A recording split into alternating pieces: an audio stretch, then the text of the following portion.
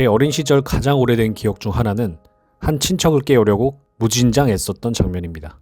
그는 제가 아무리 흔들어도 아무리 불러도 일어나지 않았습니다. 그때 저는 너무 어려서 그 이유를 몰랐습니다. 하지만 시간이 흐르면서 알게 됐습니다. 우리 가족 안에 약물 중독 문제가 있었고 나중에는 코카인 중독까지 이어졌다는 사실을요. 최근 들어 저는 이 문제를 더 많이 생각하게 됐습니다. 왜냐하면 미국과 영국에서 약물을 처음으로 금지한 지 정확히 100년이 되었기 때문입니다. 그리고 그 정책은 전 세계로 퍼져나갔습니다. 우리는 약 100년 전 아주 중대한 결정을 내렸습니다. 중독자를 강력하게 처벌하고 고통을 주면 그 고통들이 그들을 중독으로부터 벗어나게 할 것이라고 믿었습니다. 하지만 사랑하는 사람들을 직접 보며 저는 스스로에게 묻게 되었습니다. 도대체 중독의 진짜 원인은 무엇일까? 왜 효과가 없어 보이는 이 방식을 우리는 계속 반복하고 있을까? 혹시 전혀 다른 길이 있는 건 아닐까? 그래서 수많은 자료를 읽었습니다.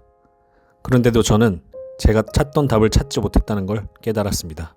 그래서 저는 결국 직접 찾아 나섰습니다. 전 세계를 다니며 이 문제를 겪었던 사람들, 연구를 했던 사람들 곁에 앉아서 이야기를 들었습니다. 약 48,000km를 여행하게 됐습니다. 브루클린의 트랜스젠더 크랙 판매상, 환각 물질을 동물에게 투여해 반응을 연구하는 화학자, 대마초부터 코카인까지 모든 약물을 허용한 포르투갈까지, 그 모든 여정을 통해 저는 충격적인 사실을 깨달았습니다. 우리가 중독에 대해 안다고 믿어온 거의 모든 것이 틀렸다는 것을 말입니다. 우리가 믿어온 이야기는 이렇습니다. 만약 여러분이 20일 동안 하루에 3번씩 헤로인을 사용한다면 몸이 결국 그 화학 성분에 의존하게 될 것이고 마침내 중독자가 된다는 이야기입니다. 저 역시 또한 그렇게 믿고 있었습니다. 그런데 이상한 점이 있었습니다.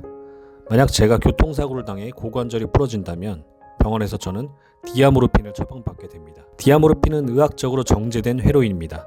수술을 받거나 큰 통증 치료를 받은 많은 분들이 이미 상당량의 헤로인을 투여받은 경험이 있습니다. 그런데 왜 그분들은 중독자가 되지 않았을까요? 이 문제는 여러 연구를 통해 확인되었습니다. 대부분의 사람들은 중독되지 않습니다. 그 사실을 알게 됐을 때 저는 우리가 알고 있던 설명이 완전하지 않다는 것을 알게 됐습니다. 이러한 문제를 새롭게 바라본 사람이 있었습니다. 바로 이른바 쥐공원 실험을 진행한 심리학자입니다. 기존 실험에서는 쥐를 텅 빈 우리에 넣고 일반 물과 약물이 섞인 물을 함께 두었습니다. 쥐는 거의 항상 약물이 담긴 물을 선택했고 결국 과다 복용으로 죽었습니다. 그래서 우리는 이렇게 생각했습니다. 자 봐라, 약물에는 사람을 사로잡는 화학적 힘이 있을 거다. 그런데 또 다른 연구자는 이렇게 질문했습니다. 근데 왜 쥐를 텅 빈 우리에 넣었을까? 그래서 그는 쥐들의 천국 같은 공간을 만들었습니다. 먹이도 풍부하고 친구도 많고 놀 공간도 충분한 곳이었습니다. 그 결과는 정말 놀라웠습니다. 천국 같은 곳에 있던 쥐들은 약물이 든 물을 거의 선택하지 않았습니다. 강박적으로 사용하지 않았고 과다 복용도 없었습니다. 그 순간 저는 중독은 그저 물질의 문제가 아니라 환경의 문제일지도 모른다는 걸 깨달았습니다. 이와 비슷한 사례는 베트남 전쟁에서도 볼 수 있습니다. 베트남에서는 미군의 약 20%가 헤로인을 사용했습니다. 전쟁이 끝나면 대규모 중독 사태가 벌어질 것이라고 모두가 우려했습니다. 하지만 귀국 후 조사 결과 95%가 별다른 치료 없이 사용을 중단했습니다. 자, 여기서 알 수 있습니다. 전쟁이라는 극심한 스트레스와 고립의 환경을 벗어나 가족과 일상으로 돌아갔을 때 대부분은 자연스럽게 약물을 내려놓았다는 사실을 말입니다. 결국 저는 이런 생각에 이르렀죠. 중독은 단지 화학적 의존이 아니라 고립에 대한 적응 반응일지도 모른다는 생각입니다.